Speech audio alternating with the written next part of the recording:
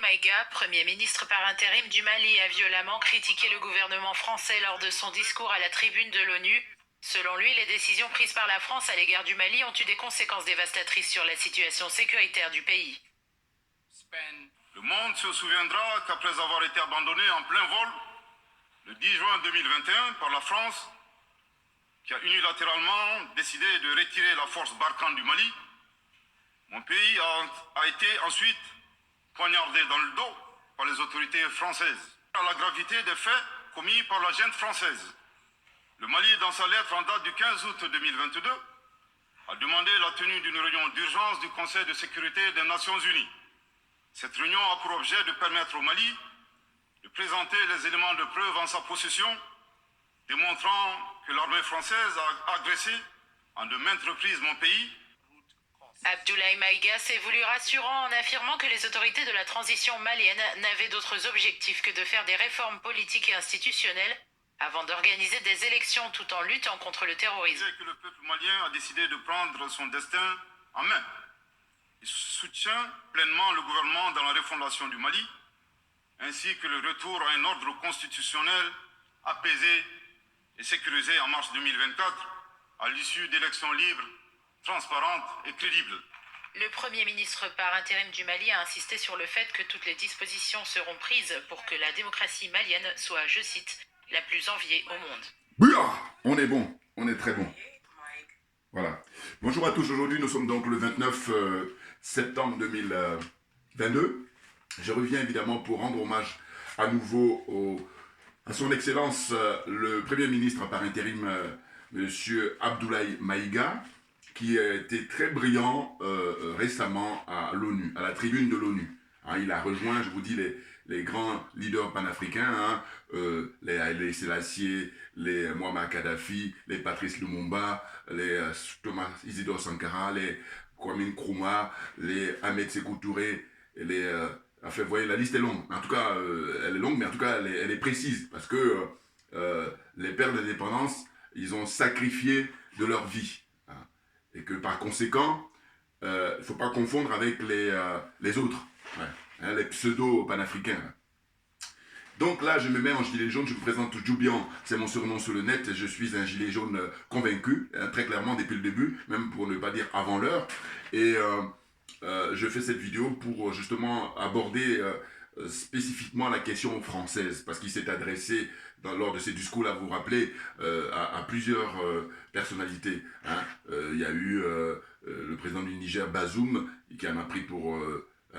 son grade, et il y a eu le président du Guinée-Bissau qui en a aussi un pris, et puis il y a eu le président ivoirien de la Côte d'Ivoire, M. Alassane Dramane Ouattara, et là, il y a aussi le secrétaire général de l'ONU, le portugais Guterres, et puis surtout la France, voilà, représentée par M. Emmanuel Macron. Donc là, je vis dans ce pays, hein, depuis un certain nombre d'années, depuis des décennies pour ne pas dire, et très curieusement, c'est silence radio, vous voyez. Et c'est pour ça que c'est intéressant d'analyser ça. C'est-à-dire qu'actuellement, il y a un bouleversement terrible au niveau mondial de la géopolitique. Hein, et puis là, on voit les Français qui sont, comme d'habitude, nombrilistes, parce qu'ils sont lobotomisés par l'oligarchie, par l'élite dirigeante. Et le résultat des courses, ils sont à côté de la plaque, mais complètement. Et donc le réveil va être terrible pour eux. Ah bah oui, ah bah oui. Mais par contre, aucune excuse, parce que nous sommes à l'heure du numérique, nous sommes à l'heure d'Internet, et que par conséquent, on ne peut pas dire je ne savais pas. C'est pas possible. C'est pas possible. Ça n'a pas toujours été le cas. Hein. Rappelez-vous, quand il n'y avait pas l'avènement d'Internet, voilà. Je disais toujours que ce sont les spécialistes, ce sont des gens très, comment dire, professionnels, très avisés, qui étaient au courant. C'était un comité très restreint, hein, des gens informés. Mais aujourd'hui, au XXIe siècle, avec l'avènement d'Internet, justement, des réseaux sociaux, et puis voilà, eh ben, l'information est démocratique. On ne peut plus démocratique. Vous comprenez? Donc, le Premier ministre, comment dire, Abdoulaye Maïga, très très brillant garçon, très intelligent, et puis il a utilisé les mots qu'il fallait pour essayer de, comment dire, réveiller un peu l'orgueil et comment dire, la pensée africaine, comment dire, la dignité africaine, voilà, c'est un mot qu'ils affectionnent beaucoup, la dignité africaine, c'est très très important, vous voyez. Donc là, qu'est-ce que je constate ici? Les médias français, bon, ils font comme si, ils ont honte, ah ben oui, très clairement, très clairement. Parce qu'en plus, ils s'expriment dans leur langue. Il aurait pu s'exprimer en bambara ou une langue africaine. Et là, dans ce cas-là, on pourrait parler de traduction qui pourrait être plus ou moins retranscrit, on va dire, à 100%. Non, là, il s'est exprimé, comme on dit, hein, dans la langue de Molière, voilà, la langue française, vous comprenez? La langue de De Gaulle, la langue de tout le grand, comment dire, leader, Napoléon, qui est encore Victor Hugo, voilà, il a même, je crois qu'il a cité Victor Hugo, si je ne me trompe pas. Non. Bon, mais en gros, donc il ne faut pas dire qu'ils n'ont pas compris, ils ont bien compris ce qu'il a dit, et il a dit, il y a des millions hein, de, comment dire, Assimi Goïta, beaucoup d'Africains aujourd'hui, hein, mais si rien ne change, il va y avoir des milliards, et vous le savez très bien, et on est gonflé à bloc, parce qu'il est question de mettre les pendules à l'heure. Donc je m'adresse aux leucodermes, aux Français là, qui sont dans une situation en fait d'être les premiers pris en otage. C'est clair, ah oui, ils sont pris en otage, et d'une certaine façon, comme nous on est dans une démarche humaniste, eh bien on va les libérer. Mais par contre, j'ai un préalable. Ah oui, parce qu'il faut qu'on sente d'abord qu'ils sont honnêtes, qu'ils sont très honnêtes, c'est un préalable, et ce que je leur demande, c'est de se débarrasser radicalement de leur classe politique. Classe politique, quand je ne parle pas d'un parti ou de Macron, non, non, non, toute la classe politique. C'est-à-dire qu'en France, on va dire qu'il y a peut-être 1%, voilà. Ça veut dire 99%, allez, il faut s'en débarrasser. Sinon, ce n'est pas la peine de venir nous embêter, de venir perdre notre temps. C'est clair pour moi. Ah oui, maintenant j'en profite parce que très souvent dans les trolls, où il y a des personnes là, qui ne sont pas forcément trolls, mais en tout cas qui envoient des commentaires, et puis même je m'adresse aussi, sans les citer, sans les nommer, les frères et sœurs hein, panafricains, qui font d'une certaine façon une certaine salamalek pour aborder certains sujets. J'y viens. En fait, ce que j'ai observé, parce qu'il y a quelqu'un qui m'a envoyé un commentaire là sur le fait que, oui, c'est une lutte qui n'est pas de couleur. Non mais de quoi? De quoi? Ceux qui me connaissent, je ne tourne pas en dessous du pot, droit dans le but, parce que ma religion, c'est la vérité et la justice. Je vais m'expliquer. En fait, mais c'est malhonnête, c'est profondément malhonnête que de dire ça. Et puis ça fait un moment que ça dure, hein. C'est-à-dire qu'il y a certains frères et sœurs, je vous dis, je ne citerai pas les noms, mais vous allez regarder leurs interviews, ou dans leurs meetings, c'est tout en faisant des salamalek. Hein, que ce n'est pas une lutte, comment dire, raciale ou une lutte de couleur. Ah non, non, non, excusez-moi. Moi, ceux qui me disent ça, voilà ce que je leur réponds. Comme d'habitude, je vise dans le mille, vous allez voir. Regardez ce qui se passe depuis que le président, son excellence Vladimir Poutine a déclenché les hostilités, hein, opération chirurgicale en Ukraine. Qu'est-ce qu'on a constaté? On a constaté dans toute l'Europe, pour ne même pas dire les pays, les adeptes de l'OTAN, dans ces pays-là, hein, le drapeau ukrainien qui est mis hein, sur des balcons. Hein. Et je peux vous dire que moi qui habite même en France, et à Paris là en l'occurrence, eh ben, à la place de la République, Marianne a été habillée pendant des semaines, j'ai même pris des photos, regardez en souvenir. Même, vous pouvez même aller taper, ceux qui sont curieux, vous tapez hein, place de la République, Marianne, hein, qui est mise là, elle était habillée carrément en drapeau ukrainien. Voilà. Et bien, figurez-vous que j'ai une amie panafricaine, hein, voilà, qui a eu ce rêve-là depuis fort longtemps, et je vous le dis aujourd'hui. Elle, le rêve qu'elle a eu, elle a dit que, mais ça remonte maintenant à 20 ans, hein, elle dit, ce serait bien que Marianne, la place de la République, soit habillée en tenue africaine. Voilà. Et du coup, quand récemment, ça s'est passé pour le truc, ukrainien, elle dit, ah, ils m'ont piqué mon idée. Je vous le dis là, ah oui, parce qu'elle, ça fait 20 ans qu'elle dit ça. Quand on va manifester à Paris, vous savez, il y a des grandes places, il y a notamment la place de la République, place de la Nation, place de la Bastille, vous voyez, ainsi de suite. Bon, eh bien, sachant que la place de la République, c'est la plus symbolique, la plus importante. Bon, eh bien, le grand statut là, qui représente la Marianne, eh bien, ils l'ont habillé pendant des semaines, je vous dis, un truc, drapeau ukrainien. Mais c'est pour apporter la solidarité hein, de la France auprès de l'Ukraine. Maintenant, ce que je dis, c'est quoi? C'est que ceux qui veulent nous la ramener sur le côté, c'est pas une lutte de couleur ou ethnique. Mais j'ai dit, dites-moi, pourquoi alors quand les hostilités ont commencé, et puis les Africains qui vivent là-bas, hein, qui vivent là-bas, qui habitaient, hein, pour certains qui habitaient, puis il y en a d'autres qui vivent toujours, pourquoi il y a eu une chasse aux sorcières pour essayer de dire que ils ne sont pas les prioritaires pour les évacuer?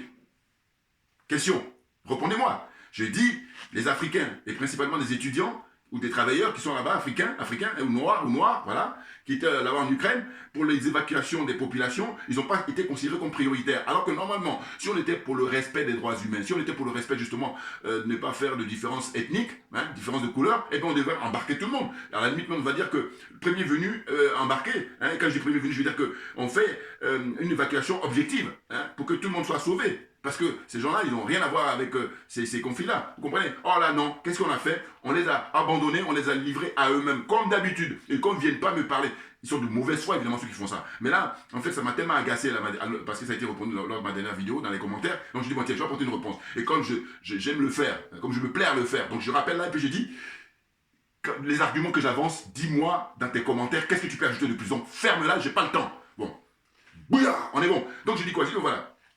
Autre proposition. On a assisté qu'il y a des citoyens français, il y a des gens qui, sur leur balcon, sur leurs fenêtres, ils ont mis les drapeaux, comment dire, ukrainiens, même jusqu'à aujourd'hui. Hein. Le 29 septembre 2022, il y en a partout. Hein, dans toute l'Europe en général, et la France en particulier. Les différentes villes, les différentes communes, différents départements, différentes régions, tout ce que vous voulez. Bon. Mais moi, ce que je dis, c'est quoi? Je dis, dites-moi, les leucodermes, c'est-à-dire les blancs français, qui est-ce qui met le drapeau malien sur son balcon? On va dire drapeau africain en général, mais surtout là, parce que c'est le Mali qui détient le flambeau pour libérer l'Afrique. Donc, je vais savoir quels sont les leucodermes qui prennent le drapeau malien pour mettre ça sur leur balcon, hein, pour mettre ça à leur fenêtre. Question, comment répondre? Et comment amène des exemples? Il n'y en a pas. Donc fermez-la, et puis il y en a ras-le-bol sur cette escroquerie morale qui est très raciste, qui est très négrophobe. Pourquoi? Parce qu'en fait, on est dans une situation où, quand les autres en face, ils font justement cette démarche de négrophobie, c'est-à-dire qu'ils n'aiment pas les Noirs, ils le mettent en évidence depuis des siècles, et bien quand le Noir commence à se réveiller, il commence à faire des revendications, à commencer à mettre les points sur les i, alors là on lui dit, non, non, ce serait bien que tu fasses un discours qui soit, comment dire... convenable au sens de inclure tout le monde parce que c'est pas une lutte d'ethnique, c'est pas une lutte de noir ou de blanc, ça c'est la pure escroquerie, hein. Et je vous dis, je le dis là pour ces escrocs là, mais je le dis surtout pour les frères et sœurs qui ont pour habitude justement de faire des salamalais pour expliquer. Alors moi je dis non, ça marche pas avec moi. Ah oui, non, parce que moi c'est, comment dire, ma religion, la vérité et la justice, voilà, et puis droit au but, pas autour du pot. J'ai pas le temps, Assimi Goïta. Ah oui, donc là, j'espère être très clair là-dessus. Et puis, je vous invite, les frères qui me suivent, à diffuser ça au maximum. Ah oui, je vous dis, moi, comme j'ai pour religion la vérité et la justice, dès qu'il y a une question comme ça, là, je ne tourne pas autour du pot. Je vous donne l'exemple, je dis, regardez, pareil, les frères et sœurs qui font des discours qui sont très connus et tout ça, ils vont faire des salamalek pour parler de la question du complot. Mais j'ai dit, mais non, mais attendez, de quoi on parle? Les complots sont inhérents aux relations humaines. Bouillard, on est bon. Okay. Qui me dit le contraire de ce que je dis là? Voilà, donc, en plus, c'est que j'ai pas fait d'effort, hein, parce que moi, justement, comme je suis dans ma religion, qui est la vérité et la justice, donc j'ai pas le temps, je n'ai pas le temps. Les autres, c'est parce qu'ils sont dans une situation où ils cherchent et puis ils se posent 1000 questions. Alors que moi, la vérité, elle est là. La vérité, c'est que les complots sont inhérents aux relations humaines. Qu'est-ce que tu vas ajouter de plus? Bac plus 10, bac plus 15, bac plus 30, tout ce que tu veux. Hein? Tous les diplômes universitaires, c'est-à-dire Oxford, Dauphine, qui encore? Hein? Dites-moi, les grandes universités, les grandes écoles, là. Dis-moi ce que je dis là, si c'est faux. Donc fermez-la. Et je vous dis, c'est nous qui avons le droit de citer. Mais bien entendu. Non mais de quoi? Franchement, qu'est-ce que c'est que ces gens-là? À faire de l'escroquerie, à perdre le temps des gens. J'ai pas le temps, Assimi Goïta. Bouillard. Bien entendu. Donc je reviens. En ce qui concerne le discours prononcé par le Premier ministre, Abdoulaye Maïga. Pour la France, voilà, qui en ont pris plein la gueule. Fouetté comme ça en désordre. Et puis là, c'est juste un avertissement. Il dit quoi? Il dit... Les autorités françaises profondément anti-français, c'est pour ça que je fais en gilet jaune. Ah oui, et il se trouve que heureusement qu'il y a quelques personnes, ils ne sont pas très nombreux, bon, mais qui en sont conscients et qui le disent, mais ils ne sont pas nombreux. Bon, mais je vous dis, débarrassez-vous radicalement, les mots sont pesés, hein, de toute la classe politique française aujourd'hui au XXIe siècle. Hein, aujourd'hui en 2020, débarrassez-vous d'eux, et si vous n'avez pas la force de le faire, restez dans votre coin, laissez-nous faire jusqu'au bout. Et puis quand le moment viendra, on vous fera appel. Quand le moment viendra, on vous fera appel. J'insiste là-dessus. N'importe quoi. Qu'est-ce que c'est que ces gens-là? Pas de temps à perdre. Donc, il disait, son Excellence Abdoulaye Maïga, les autorités françaises, donc, profondément anti-français, voilà, on insiste là-dessus, pour avoir renié les valeurs morales universelles et trahi le lourd héritage des philosophes de Lumière. Alors, bon, quand j'aurai l'occasion de le rencontrer, on aura l'occasion de discuter là, parce que cette partie-là, ça me plaît, mais je trouve que c'est très intéressant pour en discuter. Mais ça, je parle en ma qualité de spécialiste de la France, accessoirement. Hein. Ah oui, donc attention. Bon, donc la suite, c'est quoi? Donc il dit, les lourds héritages des philosophes des Lumières se sont transformés en une junte au service de l'obscurantisme. Bon, je répète. Hein, on rend au colonel Abdoulaye Maïga, le Premier ministre par intérim, il faut lui rendre ce qui lui appartient. Et très clairement, je répète, les autorités françaises profondément anti-français pour avoir renié les valeurs morales universelles et trahi le lourd héritage des philosophes des Lumières se sont transformés en une junte au service de l'obscurantisme. Qu'est-ce que je retiens là-dedans? Une junte au service de l'obscurantisme. C'est du lourd, c'est du très lourd. Bouillard! Alors, maintenant, je tiens aussi à saluer Madame Yamb. Bon, pourquoi? Mais parce que c'est vrai que j'ai regardé ses tweets et puis elle a signalé que elle a déjà évoqué le terme de junte à l'époque par rapport au mouvement des Gilets jaunes, c'est-à-dire à la réaction qu'a eu Emmanuel Macron et l'oligarchie pour infliger justement comme ça une répression féroce. Hein. Alors, les statistiques. Pas moins de 11 morts. Hein, des gens qui manifestent pacifiquement. Hein, dans un pays dit, un pays de droit. Posez-vous des questions. Combien au niveau des gens éborgnés, hein, plus d'une trentaine. Hein, qu'est-ce qu'il y a encore? Les gens qui ont perdu leurs jambes, qui ont perdu leurs bras. Hein, ainsi de suite. Hein, des handicapés comme ça, définitifs. Hein. Il y en a en pagaille. Et puis aussi des gens qui sont en résidence surveillée, qui n'ont plus le droit d'aller manifester sur les Champs-Élysées par exemple, ou alors dans les grandes villes où ils sont tenus de tous les vendredis ou d'aller pointer, aller comme ça au commissariat pour dire que non, on ne pourra pas, parce qu'on n'a pas le droit. Vous vous rendez compte? Et après on nous parle d'être dans un pays de droit, n'importe quoi. Je dis que la France est une république bananière, c'est la première d'ailleurs. Avant, vous voyez la liste là, la liste des aliénés, des complexés, des corrompus, voilà, elle est la première, elle c'est elle authentique. Les autres, je dis comme je dis toujours, je dis que la France c'est le Monseigneur, la France c'est même le pape en matière de, comment dire, république bananière. Et puis les autres ce sont des enfants de cœur, voilà. Là-bas, ce sont les amateurs. Ici, on a les professionnels. La France, c'est la pro. Et puis aussi, j'ajoute, je dis que la France, c'est une dictature qui ne s'assume pas. Donc, il est temps qu'ils fassent leur coming out. Voilà. Qu'ils officialisent. Hein. Et les gens intelligents, les gens honnêtes, hein, qui ont une intégrité morale, le savent. Il faut le dire. Et bien entendu. Ah ben oui, parce que nous, on milite pour l'intérêt général. Or, ce n'est pas leur cas.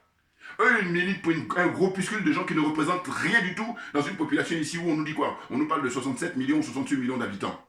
Vous vous rendez compte? Qu'est-ce qu'ils représentent ces gens-là? Et ce sont eux qui ont le droit de citer et qui font n'importe quoi parce qu'il n'y a pas de contre-pouvoir. C'est bien de ça dont il s'agit. Cette pseudo, comment dire, opposition.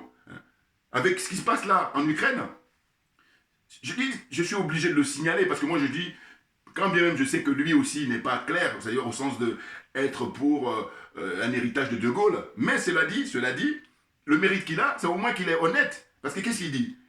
Mais je parle de M. François Asselineau, regardez-le dans ses interventions, il le dit très clairement, il dit, mais compte tenu de ce qui se passe en Ukraine, mais qu'est-ce que c'est que ces gens-là qui ne convoquent pas M. Macron pour lui dire pourquoi vous êtes en train de violer comme ça en permanence hein, l'article 35 par exemple de la Constitution, au niveau des responsabilités des assemblées. Que le président, là il est belligérant, c'est-à-dire que la France fournit hein, des armes depuis des mois et des mois à l'Ukraine. Donc belligérant, ça veut dire que vous êtes impliqué dans la guerre. Et à partir de là, il faut respecter les dispositions légales, les dispositions constitutionnelles. Hein, il y a des procédures à respecter. Oh là, ils sont fous. Mais tout s'explique, comme je dis toujours. Je dis qu'en fait, c'est l'aboutissement, justement, de cette violation. C'est pour ça que je dis que c'est une dictature qui ne s'assume pas et c'est une république bananière. Voilà. Tous ces gens-là, les diplômés, là. Diplômés, je dis, voilà, là aussi, j'ai résumé pour les diplômés. Je parle diplômés en général, mais surtout les diplômés africains. Je dis, ils font un usage caricatural de leurs connaissances et de leur savoir. Bouillard, qui dit mieux. Et là, il y a un certain... La Lupo, là, c'est un monsieur qui enseigne, je crois, dans les grandes écoles, hein, sciences politiques, un Africain, je ne sais pas lesquelles origines, je ne sais pas s'il est d'origine togolaise ou béninoise, je ne sais pas. Mais en tout cas, il intervient, je crois, Afrique, comment dire ça, Africa numéro 1, la radio africaine, et puis aussi, il est invité de temps en temps sur les chaînes africaines, enfin les chaînes françaises plutôt, excusez-moi. Bon.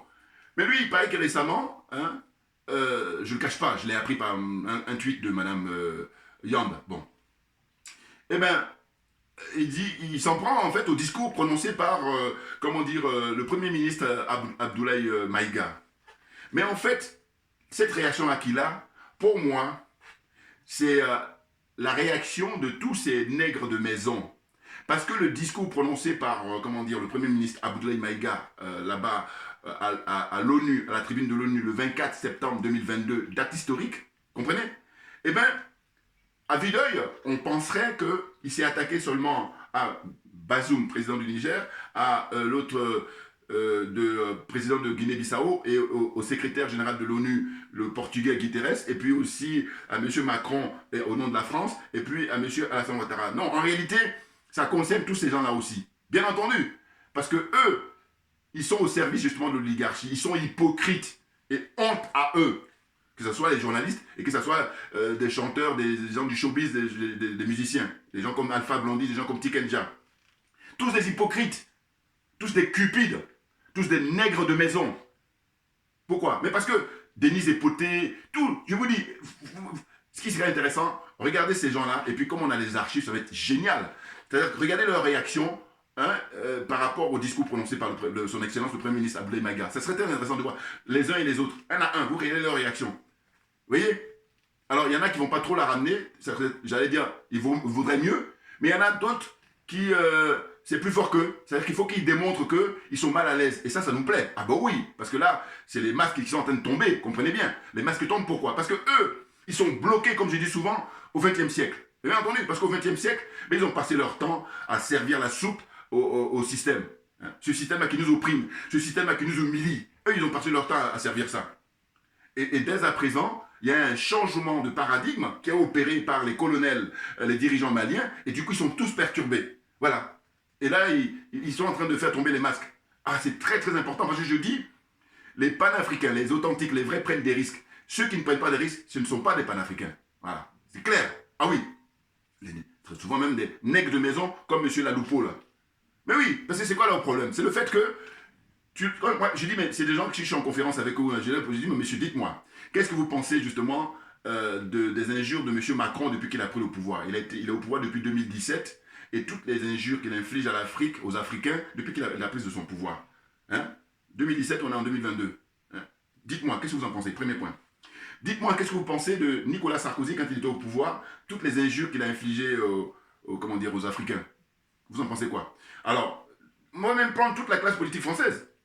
Maintenant, il y a ceux qui ont des grandes gueules comme Nicolas Sarkozy, et puis après Sarkozy, c'est, comment ça s'appelle, Macron. Mais dites-moi, quelle est votre position, monsieur Laloupo? Voilà. En fait, vous êtes un vendu. Vous êtes pour votre miette, les miettes que vous avez là, vous voulez sacrifier toujours à comment on appelle ça, éternelle, c'est-à-dire pour l'éternité, la dignité africaine. C'est ça votre problème. Oui, les nègres de maison, la plupart là, vous n'avez pas les 99%, j'ai même envie de dire 100%, oui, 100% eux, leur problème, c'est le statu quo. Le statu quo qui veut quoi? Qui veut que les petites, je sais pas, il touche combien? Lui, la loupo, peut-être qu'il est à, je sais pas, 3-4 000 euros par mois, je sais pas.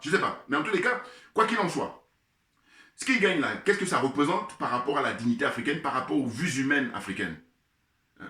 Le nombre d'Africains qui sont morts depuis des siècles. Mais on va revenir même au 21e siècle pour dire que le nombre de morts au Mali, sans parler du Niger, sans parler de, comment on appelle ça, du Burkina Faso, sans parler des autres pays où, Congo, Kinshasa, le nombre de morts depuis des décennies. Qu'est-ce qu'il en dit de ça? Vous, vos miettes là, en fait, vous voulez les conserver, c'est pour ça que vous êtes obligé là, mais de vous dévoiler, de faire tomber définitivement le masque. Et là, on le retient. Or, on garde les images et j'ai dit, nous, on va prendre le pouvoir là, c'est en train de commencer avec les colonels au Mali, et puis, il est question que vous rasiez les murs jusqu'à la fin de vos jours, c'est tout. Et quand je fais ça, je suis humain. Ah oui, tu rases les murs, tu ne la ramènes plus, puisque toi, tu as fait ton temps, au XXe siècle, tu as passé ton temps à servir ce système-là qui nous a fait du mal. Mais maintenant que nous, on prend le pouvoir, il est question de mettre les panafricains, les vrais, les authentiques, ceux qui viennent pour valoriser l'Afrique, ceux qui viennent pour enseigner, comment on appelle ça, l'identité de l'Afrique. C'est l'Afrique qui doit donner des leçons maintenant. Parce que je vous dis, ces gens-là, ils ont pris le pouvoir depuis toujours, et comme ils n'avaient pas de conflit de pouvoir, ils ont fait n'importe quoi. Regardez le résultat des courses capitalistes. Alors que c'est dans les doctorats, tout ce que vous voulez. Mais moi, je te démontre moi, dans une discussion. Parce que moi, je suis animé par la vérité. Or, toi, tu as une masturbation intellectuelle qui me fait dire que je dis, vous en faites vos connaissances, toutes vos connaissances là, que vous avez acquises, et bien, vous faites un usage caricatural. C'est tout. Très clairement. Et oui, c'est ça qui vous distingue de moi. Moi et puis d'autres personnes qui pensent comme moi. Mais bien entendu, qu'est-ce que c'est que ces gens-là? Au lieu d'applaudir, bon, fort heureusement, ils sont très minoritaires. Ah oui, leurs noms, ils sont dérisoires, c'est clair. Là, aujourd'hui, la population africaine en général, et la jeunesse en particulier, mais c'est le Mali qui a le droit de citer en permanence. Eh oui, et comme je le rappelle souvent, j'ai dit, écoutez, il faudrait, toujours préalable, tous ceux qui veulent être très exigeants avec les dirigeants maliens, les colonels là, eh bien, soyez exigeants avec Paul Biya. Soyez exigeants avec M. Alassane Ouattara. Soyez exigeants avec les opposants de chaque pays. Soyez exigeants avec Sassou Nguesso. Soyez exigeants avec Faure Yadema là. Faure Yassimbe plutôt, excusez-moi. Soyez exigeants avec Bongo Fils. Soyez exigeants avec tous ces dirigeants-là et puis leur opposition. Les deux, hein, pas seulement ceux qui sont au pouvoir. Je veux même que ceux qui sont au pouvoir, c'est une chose, eux, ils ont dévoilé. Mais ceux de l'opposition, il faut les acculer, il faut leur poser des questions pour leur dire, c'est quoi votre position? Aujourd'hui, il est question de trancher. Il n'y a pas une voie intermédiaire. Voilà. On est pour l'émancipation de l'Afrique, définitivement, définitivement. Et d'ailleurs, je me souviens là d'une intervention de Amina Fofana, la grande dame du Mali. Elle dit en fait, en réalité, ce sont les Français, surtout leurs dirigeants, mais qui ont besoin d'indépendance. Ben oui, très clairement. Ah mais ouais, là vous voyez le changement de décor là, hein, changement dans le discours, dans le narratif qui est très très important pour l'intellect. Elle dit, ils sont eux dépendants de nous, donc ils ne sont pas indépendants. Donc c'est à nous maintenant de leur forcer ça pour qu'ils aient cette indépendance. Et c'est ainsi qu'on dit qu'on va beaucoup aider le peuple français. Parce que là, il est lui-même le premier prisonnier. Mais je dis qu'il afferme et que je dis, moi, heureusement, en tous les cas, le petit pouvoir que j'ai, c'est de pouvoir faire ma vidéo. Et là, je dis merci à ceux qui inventent Internet. Ah ben oui, je vous dis, débarrassez-vous, je répète encore, c'est très important. Sinon, parce qu'il y en a qui jouent les petits malins là. Et je vous dis encore une fois, je fais une démarche inclusive. Gauche, droite, extrême droite, centre, tout ce que vous voulez, allez, débarrassez-vous d'abord de votre classe politique. Votre classe politique, c'est-à-dire que tous les gens qui font la politique en France, qui sont la plupart vendus, je suis désolé, regardez les spectacles. Ils sont en train de parler de le fait que l'autre, il a violenté sa copine ou sa femme, hein, qui est responsable d'un parti politique, hein, c'est pas significatif. Surtout à l'heure où on vit, là, ce qui est en train de se passer. C'est-à-dire que, comme rappelle M. Asselineau, il dit, mais il y a des risques nucléaires.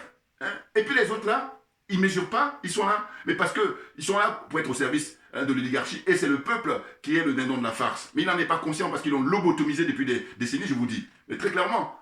Et je dis, référez-vous simplement au traitement qui a été infligé aux Gilets jaunes qui manifestent pacifiquement. Et puis, je ne pas oublier. Vous savez le terme, moi je l'ai appris, ça c'est mes souvenirs des cours d'économie quand j'étais en fac. Ou en terminale, je ne sais plus. En tout cas, souvenirs des cours. L'État-providence. Ça vous dit quelque chose? Eh bien, c'était une espèce d'État-providence comme ça, mais ça, encore pareil, il donne l'illusion. Pourquoi? Parce que moi, je suis pour qu'on mesure très clairement hein, l'argent dont disposent les oligarques français, et puis ce qu'on donne aux pauvres citoyens français. Ah oui, donc depuis un temps, on va dire depuis toujours, mais en tout cas là, beaucoup plus encore, eh bien, il y a un agissement comme ça. Le terme État-providence, c'est-à-dire que ça s'oppose au capitalisme. C'est-à-dire que le capitalisme, l'État dit, allez, il faut vous débrouiller et puis je ne vais pas intervenir. Voilà. Alors que là, le fait que l'État intervienne pour donner des 100 euros, des 50 euros, des 120 euros, des 104 euros, une espèce de arrangement comme ça pour que dire oui, le coût de la vie et puis patati, etc. Voilà. C'est là le fait que l'État intervienne dans l'économie, le fait de la vie sociale, et tout ça, c'est là on utilise le terme de, comment dire, État-providence. Mais le problème que moi qui me pose, c'est quoi? C'est que j'ai dit, attention, comme je suis toujours animé pour la vérité et la justice, je dis, mais il y a des pays où ce terme-là, il a du sens, parce qu'il est utilisé réellement. Je parle des pays nordiques. Ah ben oui, là-bas, oui. Hein? La Suède, la Norvège, la Finlande, hein, qu'est-ce qu'il y a encore? Le Danemark. Hein? Voilà. Ces pays-là. Eux, État-providence, oui. Mais pas la France. La France, c'est juste une illusion qu'on donne aux gens. Parce que je dis, dites-moi, il y a des gens très fortunés qui ont beaucoup d'argent là-bas, comment dire, dans les paradis fiscaux. Et c'est de l'argent qui appartient hein, aux Français. Pour ne pas dire l'argent qui appartient même aux Africains.